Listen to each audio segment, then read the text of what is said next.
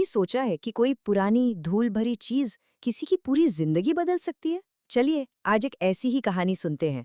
घड़ी का रहस्य, दृढ़ता की एक कहानी।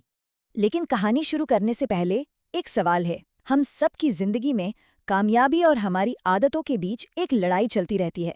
तो इसमें जीतता कौन है? इस सवाल का जवाब शायद हमारी आज की कहानी में ही छिपा है। तो चलिए कहानी के पहले हिस्से की तरफ चलते हैं, जो एक ऐसे सपने के बारे में है जो आंखों में तो था पर हकीकत से बहुत दूर था। कहानी शुरू होती है पुरानी दिल्ली की एक गली से, जहां रहता था अर्जुन नाम का एक नौजवान। और उसके सपने वो बहुत बड़े थे। वो एक बहुत बड़ा बिजनेसमैन बनना चाहता था।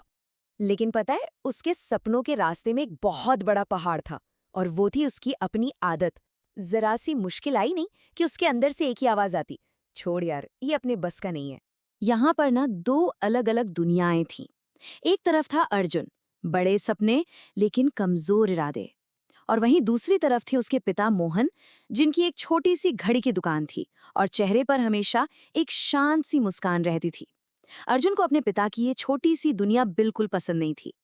और अब कहानी में एंट्री होती है एक ऐसी चीज की जो वैसे तो बेजान थी, लेकिन वही इस कहानी की जान बन गई।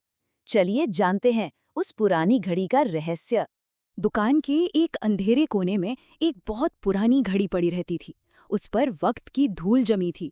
वो सालों से बिकी नहीं थी, क्योंकि शायद वो बिकने के लिए नहीं, बल्कि कुछ सिखाने के लिए वहां थी। अर्जुन ने एक दिन मजाक में अपने पिता से पूछ ही लिया, पापा, ये पुरानी घड़ी बेच क्यों नहीं देते?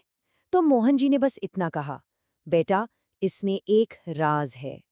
ये सुनकर अर्जुन की हंसी छूट गई। पापा, घड़ी में? अरे, एक घड़ी में भला क्या राज होगा? अब सवाल तो यही है कि एक साधारण सी पुरानी घड़ी में आखिर ऐसा क्या राज हो सकता है? कोई खजाना, या फिर कुछ ऐसा जो खजाने से भी कई ज्यादा कीमती हो? और फिर वक्त ने करवट ली। अब समय था अर्जुन की असली परीक्षा का। हुआ ये कि एक दिन अचानक अर्जुन के पिता बीमार पड़ गए। अब दुकान संभालने की सारी जिम्मेदारी आ गई अर्जुन पर। हाँ, वही दुकान जिसे वो हमेशा पुरानी और बेकार समझता था। दिन गुजरने लगे। दुकान पर कोई ग्राहक नहीं आता था, और जब कोई ग्राहक ही नहीं तो कमाई भी कहाँ से होती? और बस अर्जुन की वही पुरानी आदत उस पर हावी हो गई। उसके मन में बस एक ही ख्याल घूमने लगा, बस अब और नहीं होता, मैं यह दुकान बंद कर देता हूँ।